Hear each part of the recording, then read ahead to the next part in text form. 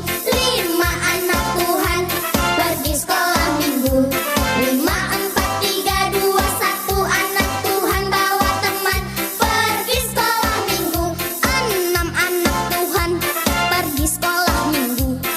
6, 5, 4, 3, 2, 1 anak Tuhan bawa teman pergi sekolah minggu. 7 anak Tuhan pergi sekolah minggu. 7, 6, 5, 4, 3, 2, 1 anak Tuhan bawa teman pergi sekolah minggu. 8 anak Tuhan pergi sekolah minggu. 8, 7, 6, 5, 4, 3, 2, 1 anak Tuhan bawa teman pergi sekolah minggu. 9 anak Tuhan pergi sekolah minggu. 9, 8, 7, 6, 5, 4, 3, 2, 1 anak Tuhan bawa teman pergi sekolah minggu. 10 anak Tuhan pergi sekolah minggu. 10, 9, 8, 7, 6, 5, 4, 3, 2, 1 anak Tuhan bawa teman pergi sekolah minggu. Ayo teman-teman, kita ke sekolah minggu. Shalom, selamat pagi adik-adik. Apa kabar hari ini? Kiranya Tuhan pelihara kesehatan kita seperti ini. Kita mau belajar tentang salah satu dari buah Roh Kudus. Adik-adik ada yang tahu buah Roh Kudus yang ke-9 apa? Ya, benar. Buah Roh Kudus yang ke-9 adalah penguasaan diri. Sekarang kita mau dengar dulu cuplikan ceritanya. Adik-adik, suatu hari Tuhan Yesus dibawa oleh Roh ke padang gurun untuk dicobai oleh iblis. Pada waktu itu, Tuhan Yesus berpuasa, tidak makan dan tidak minum selama 40 hari 40 malam. Akhirnya Tuhan Yesus merasa sangat lapar. Tiba-tiba adik-adik, datanglah iblis dan meminta agar Tuhan Yesus mau berubah batu menjadi roti. Lalu Tuhan Yesus berkata kepada iblis bahwa manusia tidak hidup dari roti saja, tapi juga dari firman Allah. Nah, adik-adik, kemudian iblis tidak tinggal diam. Dia lebih bersemangat lagi. Dia membawa Tuhan Yesus ke atas bait suci. Lalu adik-adik, iblis meminta agar Tuhan Yesus mau menjatuhkan dirinya ke bawah. Karena menurut iblis, nanti Tuhan Yesus akan ditolong oleh para malaikat. Tetapi Tuhan Yesus berkata kepada iblis bahwa di kitab suci ada tertulis, "Jangan engkau mencobai Tuhan Allahmu." Wah, adik-adik, iblis tidak mau tinggal diam. Dia berusaha untuk mencobai Tuhan Yesus, sehingga Tuhan Yesus kalah. Lalu, iblis membawa Tuhan Yesus ke gunung yang tinggi dan menunjukkan kemegahan kerajaan dunia. Iblis berkata kepada Tuhan Yesus bahwa ia akan memberikan kerajaan dunia, tapi dengan satu syarat, yaitu iblis meminta agar Tuhan Yesus mau menyembahnya.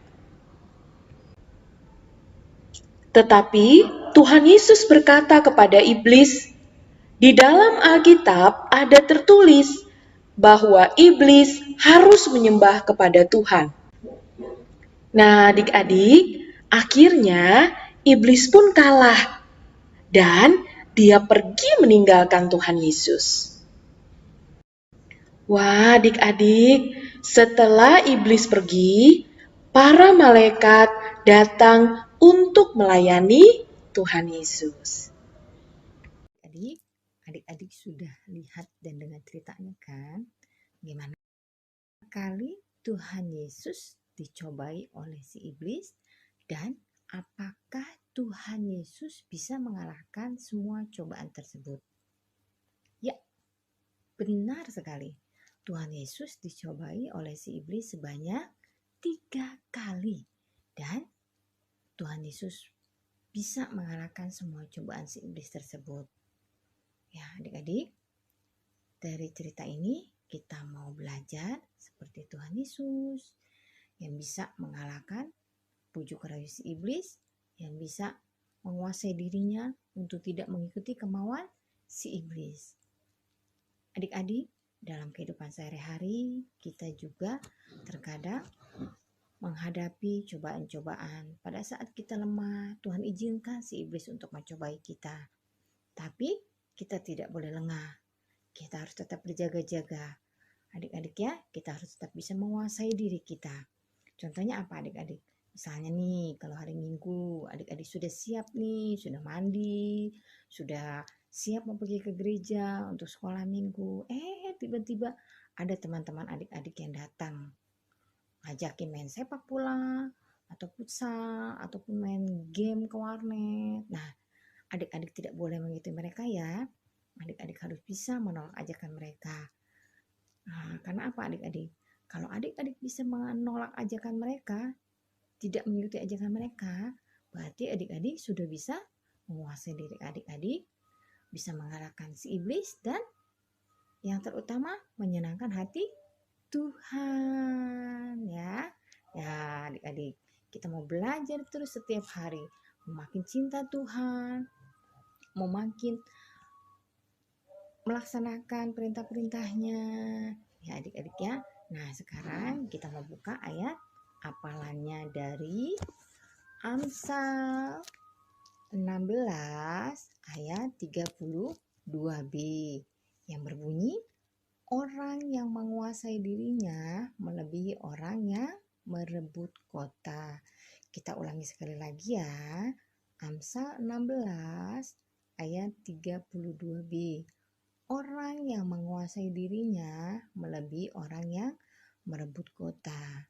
Nah, adik-adik, kita mau tutup cerita sekolah minggunya hari ini dalam doa ya. Kita berdoa, kita lipat tangannya, kita pejamkan matanya, mari kita berdoa. Tuhan Yesus yang baik, kami bersyukur Tuhan jika pagi ini Tuhan tetap izinkan kami untuk sekolah minggu walaupun melalui online. Tuhan, pagi ini kami belajar tentang penguasaan diri.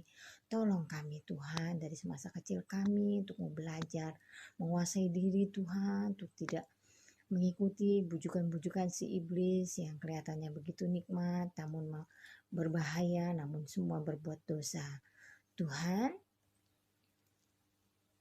kami mau menyerahkan hidup kami ke dalam tangan Tuhan. Kiranya Tuhan pimpin terus kehidupan kami dari masa kecil kami sampai masa tua kami. Inilah doa kami Tuhan Yesus yang baik. Hanya di dalam nama Tuhan Yesus kami ucap syukur dan berdoa. Amin. Nah adik-adik, hari ini sekolah minggunya sudah selesai. Kita jumpa lagi minggu depan ya. Bye-bye. Kasih sukacita, damai sejahtera.